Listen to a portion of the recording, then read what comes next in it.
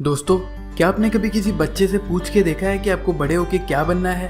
I am sure अगर आप किसी बच्चे से पूछ के देखेंगे तो उसका जवाब यही रहेगा कि मुझे डॉक्टर बनना है, मुझे इंजीनियर बनना है, मुझे टीचर बनना है या मुझे पायलट बनना है। तो आज की इस वीडियो में मैं आपको बताने वाला हूँ कि अगर आप पायलट बनने के बारे में सोच रहे हैं तो आपको क्या क्या स्टेप्स फॉलो करने पड़ेंगे और कैसे आप एक अच्छे पायलट बन सकते हैं। आज की इस वीडियो में हम बात करेंगे कि अगर आपको एक कमर्शियल पायलट बनना है तो आप एक कमर्शियल पायलट कैसे बन सकते हैं अपनी 12th पूरी करके, अपनी ग्रेजुएशन के बाद। इसके अलावा हम एलिजिबिलिटी, ड्यूरेशन, ट्रेनिंग, फीस, इन सारी चीज़ों पे भी बात करेंगे।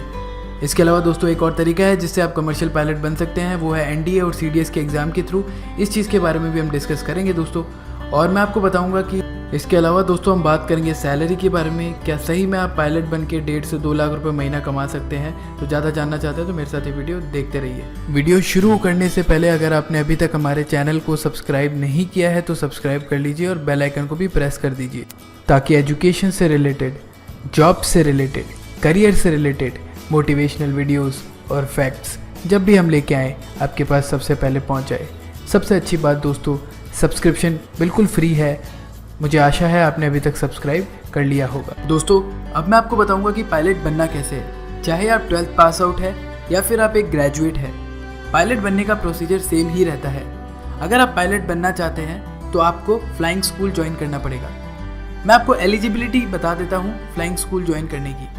देखिए, फ्लाइंग स्कूल ज्वाइन करने के लिए एलिजिबिलिटी है कि आपको अपना 12th क्लास साइंस स्ट्रीम से पास आउट होना चाहिए with physics, chemistry, maths as a main subject. और आपके फिजिक्स, केमिस्ट्री, मैथ्स में एग्रीगेट जो परसेंटेज है वो 55% होना ज़रूरी है। तो अगर आपके ये सारी एलिजिबिलिटी क्राइटेरिया फुलफिल करते हैं तो आप फ्लाइंग स्कूल ज्वाइन कर सकते हैं।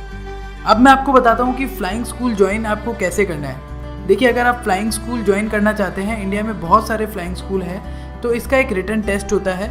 आपको वो रिटन टेस्ट देना पड़ेगा। इसके बाद आपका इंटरव्यू होगा, उसके बाद आपका एक मेडिकल चेकअप होगा। अगर आप तीनों चीज़ों में फिट पाए जाते हैं तो आप फ्लाइंग स्कूल ज्वाइन कर सकते हैं। दोस्तों अब बात करते हैं कोर्स ड्यूरेशन के बारे में। कोर्स ड्यूरेशन 15 से 18 महीने का होता है जो कि फ्लाइंग स्कूल पर डिपेंड करता है।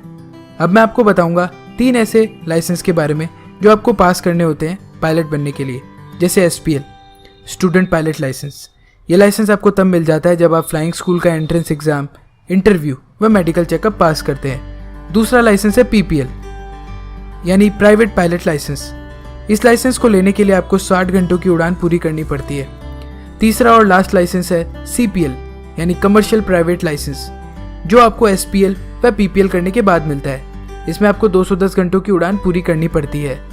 इन तीनों लाइसेंस को करने के बाद आप पायलट की जॉब के लिए एलिजिबल हो जाते हैं। अब बात करते हैं फीस स्ट्रक्चर के बारे में। जनरली इंडिया में फीस 25 से 40 लाख के बीच होती है। ये डिपेंड करता है आपके फ्लाइंग स्कूल पे। मैं आपको कुछ टॉप के फ्लाइंग स्कूल्स के बारे में बता देता हूँ, जैसे इंदिरा गांधी राष्ट्रीय उड़ान academy, national flying training institute, Madhya Pradesh flying club. ये तो थे कुछ टॉप के फ्लाइंग स्कूल्स। इसके अलावा भी इंडिया में बहुत सारे फ्लाइंग स्कूल्स हैं जहाँ आप एडमिशन ले सकते हैं। एक चीज़ का ध्यान रहे, अगर आप इंडिया में एडमिशन ले रहे हैं तो आपका फ्लाइंग स्कूल DGCA यानी directorate general of civil aviation से ऑथोराइज होना चाहिए।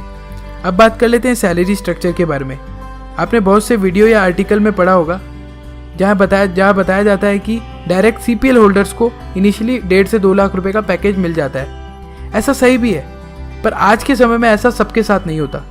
अगर आप भाग्यशील रहे तो ही आपके साथ ऐसा हो सकता है, वरना आज की डेट में आपको CPL होल्डर्स को टाइप रेटिंग सर्टिफिकेट लेना अनिवार्य सा हो गया है। अब मैं आपको बताता हूँ कि टाइप रेटिंग सर्टिफिकेट होता क्या है।